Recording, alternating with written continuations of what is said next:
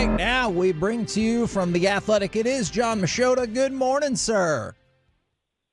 Good morning, gentlemen. How are you? We're doing great. Now, my most important question, are you going to have time to stop at the Dallas Card Show before you go to Atlanta for the game? That is a really good question. Unfortunately, I don't think I'm going to be able to make it, and the reason is bad. So I'm a pretty diehard Florida State football fan. Oh, and so dear. Before the season, You are dying hard. Yeah. Oh, absolutely. And before this awful season started for them, I had already decided to make a trip to Tallahassee when we were in Atlanta, so I would just make the 4-hour drive down and meet some friends there that live in Florida. And so I'm not backing out of my plans just because the team's awful. So I'm actually flying in Friday night. Normally for road games, I fly in like Saturday morning. But I'm flying in Friday so I can drive to Tallahassee and then go to the game on Saturday and make it back to Atlanta on Sunday. So it's not a good reason, and I'm not happy about it, but this is the life we chose. Now, North Carolina is only a slight favorite to win that game. What exciting way do you think Florida State will find to lose this one? I'm going to tell you this right now. I've been to a lot of Florida State games in my life, and none have been worse than that experience I had last month at SMU. For them to just get destroyed at SMU, that was a low point for me. So I don't think it can get any worse than that. But I'm not going to rule anything out. But I look at it this way: if I'm going to sit there in the Rose Bowl in 2013 when they win the national championship, being Auburn, I guess I got to suffer through these times too. That is a fair point. Now, when it comes to the Falcons, and I guess maybe the NFC South in general, we've had a lot of discussions from, how bad is this division going to be to could they get multiple playoff teams in there? And the Falcons are in control of that division with a 4-0 record. So I guess my first question is, are the Falcons good? I kind of think they might be. And for me, one of the big things is for a couple of years now, especially I don't play fantasy, but other friends of mine and family members do, and so I always am big on Kyle Pitts and Bijan Robinson, and so obviously they're both very good players, but you're kind of like, I just always looked at it as, okay, eventually this is going to click. When you have two weapons like that, eventually you're going to have some success, and it's hard to, like Kyle Pitts now, it's hard to blame him. You have to have the quarterback to throw you the ball, and so this is the best quarterback he's had in his NFL career, and so I think that helps. I think that if you look at the way their offense is, that it's formidable. And I think that, I don't know, I think the Falcons are probably what they should be. I don't think they were as bad as they were these last few years. Now maybe that goes to quarterback play, and you can say Kirk Cousins isn't a guy that's going to get that team to the Super Bowl, but he is still a good quarterback. Mm-hmm. And so no, I think they're a really good opponent. I think that they will end up beating the Cowboys on Sunday. On the Cowboys side of things, did you hear that? You heard it? Mike heard it no, too? I frowned, and Wow. Mike called you a hater. Wow. But it's okay. He's close to it all. John, when it comes to what the Cowboys are doing defensively, the turnover numbers are down a lot. Do you have an idea of what's changed there? I'll tell you what. You have ideas. You watch it. You see different things. You have your own thoughts, but it's always good to have some, confirmation from people that are closer to it than you are. And I don't think I've ever heard Trayvon Diggs more candid and open about anything than he was yesterday when he talked about that, because Trayvon isn't generally someone that really goes super in depth, responding to questions. I'm sure if you told him that he never had to talk to reporters again, he would be just fine with it. But I will say the way he talked about the changes on defense and how, I think we all knew watching the Dan Quinn defense, it was a very aggressive, man. Players are able to have a look, you hear the term all the time now in the NFL, vision defense. You're able to keep, your vision on the quarterback. And it sounds like with this defense, there's still a transition period that these guys are still adjusting to. And the thing that I think of when I hear that is, you have a first-year coaching staff that isn't signed beyond, defense coordinator that's not signed beyond this year. Like, it's a tough time to switch something up like that. And it sounds like, we've seen the growing pains, but I think that's a big part of it, is that they were going to make this change on defense. And because of that, there were going to be growing pains that came with it. And we're seeing those. And the problem that you run into is if it does start clicking for them, it might be too late on the season. And is it that players are resistant to the change of it all, or that players are just not accustomed to, I don't know, not having their eyes in the backfield or things like that? Because I did read your piece that you put up on The Athletic, and it's really good information. Yeah, I mean, that's the thing with sports. Like, there's so few things that are ever like, it's just cut and dry. This is the one thing. This is it. It's always going to be multiple things. Like with this Cowboys team in general, there's not just one thing you can point to. There's a lot of different things. You could skip over the defense and say, I think the defense would be better if this team had any type of a running game, you know. But if you just focus on the defense, I think that there probably is a little bit of slow to buy in from some players. Not saying all, but maybe some. And then the other part of it is that it's a big adjustment. I mean, that's the thing about the NFL nowadays is it's like, the longer you play, the more coaches you're going to play for. And it's not like all these coaches have something, very similar. Like, everyone's going to have their different tweaks on it. And so it just seems like that under Dan Quinn, it was maybe less thinking about what you have to do, just go play. Maybe a swing big, also might lead to miss big, but it also would lead to some takeaways. Whereas this defense, I think it's got the players thinking a little bit more, and maybe they're not playing as fast because of that. And when that happens, you're probably going to have less takeaways. With that being said, the best way to get takeaways is to have pressure on the quarterback, and this team's not getting any real pressure on the quarterback. When you don't have Micah Parsons and DeMarcus Lawrence, you don't have Sam Williams, Marshawn Nealon. You're not going to get nearly as much pressure as you would plan going into the season. So that's a big part of it too. I've been kind of trying to see how this is. Does this team seem tight? Do they seem tense, like they're not having fun right now? And I know winning is fun and losing is not, but do they just seem like their personalities are a little bit different at the moment?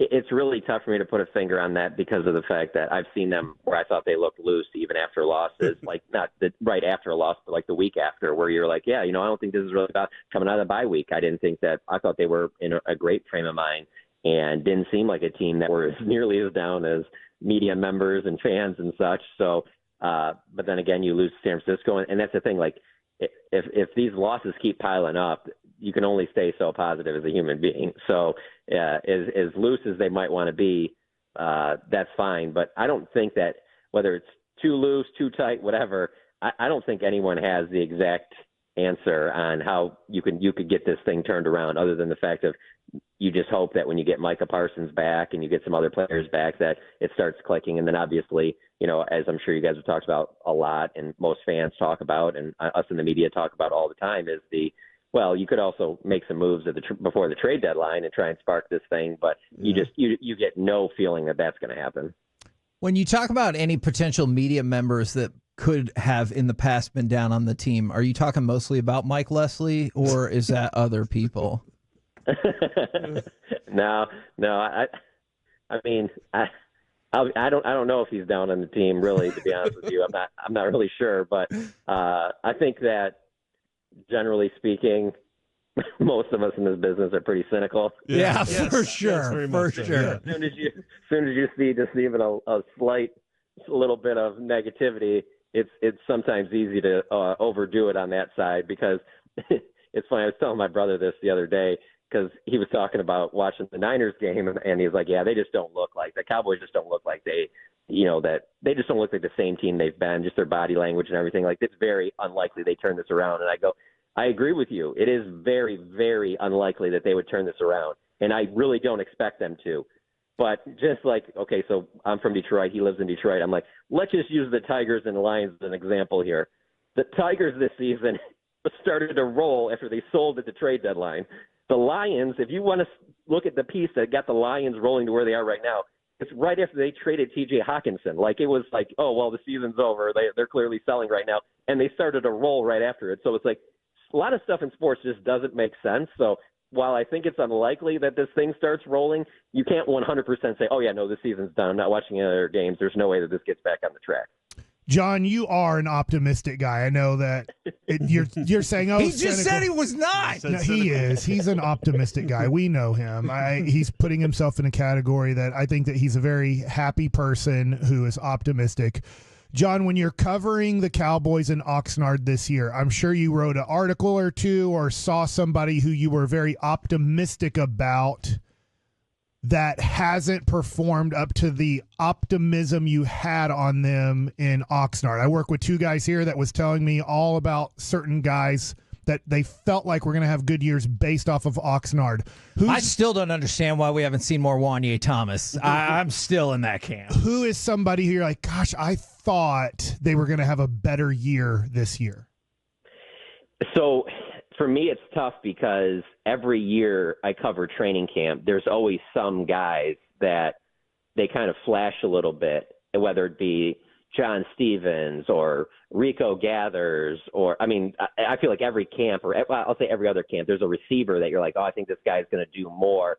And then you just really, once the season gets going, you're just kind of like, oh, yeah. There's really not really tackling to the ground, and training camp's a bad indicator for, to guarantee regular season success. So for me, though, because of that, I am going to go to the wide receiver group. And I don't know that Jalen Brooks has gotten the opportunities to really show, but I did think that there were times at camp where I thought he played even better than Jalen Tolbert. And when you watch this season, like Jalen Tolbert to me is clearly the better player. I thought maybe there'd be a little bit more from Jalen Brooks, but then also I go to Brandon Cooks, and obviously the injury is the reason he's not out there. But I really did think that, hey, when he came to the Cowboys, it was a slow start. And then it kind of picked up with him and Dak. And it seemed like whenever Brandon Cooks had some success, the team had success. And I was like, having this full year together, this full off season, I think that this is really going to be a big year for Brandon Cooks. And then all of a sudden he's really not on the field. And,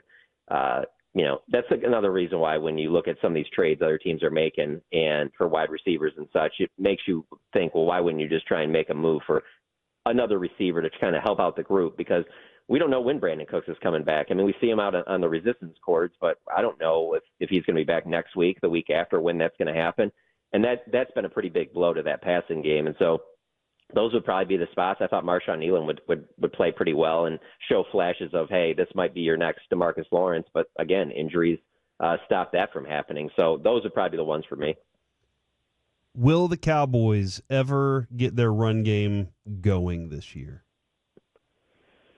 I think that there will be a game here or there, like the Pittsburgh game, but not to where all of a sudden it turns the corner and then all of a sudden you start seeing them be, like a middle of the pack run team. No, I don't see that happening. And it's, don't get me wrong, they didn't do themselves any favors by not adding more at the running back position. That's the easiest thing to point to for sure. But I don't think this offensive line is good enough for me to think that all of a sudden that thing's going to get going. I think that they'll gradually improve, but I don't see this year all of a sudden where the offensive line is where it needs to be, and probably going with two rookies on the offensive line. It was a risk, and it's not meeting expectation, but that doesn't mean that it won't pay off down the line. But for this season, yeah, I have my doubts about that really ever clicking. When you talk about the potential improvements on the offensive line, obviously you mentioned the rookies, and that makes a whole lot of sense. But also, is it fair to say that you want, if not need, some improvements from Zach Martin, thus compared to what he's done thus far this season as well? Oh, yeah, for sure. I mean, I guess you could be critical of Tyler Smith for certain things. I guess you could be critical of any player, really, when the team's not playing well. But outside of Tyler Smith, I don't really think anybody on the offensive line is playing great. And so, yeah, that's a tough spot for sure because, I expect Zach Martin to, be in the Ring of Honor one day. I expect him to be in the Hall of Fame. Sure, but for sure. The age catches up with everyone, and I think that, that's part of the reason they didn't want to give a new deal to Tyron Smith is because they didn't want to be paying for a guy that maybe doesn't have his best stuff anymore. And so they decided to go the rookie route, which is fine. And I think that is a smart play for the future, but for this season, that really hasn't paid off, obviously. Thank you very much, good sir. Against all my better judgment, good luck this weekend in your college football game. I hope it's close at least. I appreciate that, guys. Take it easy.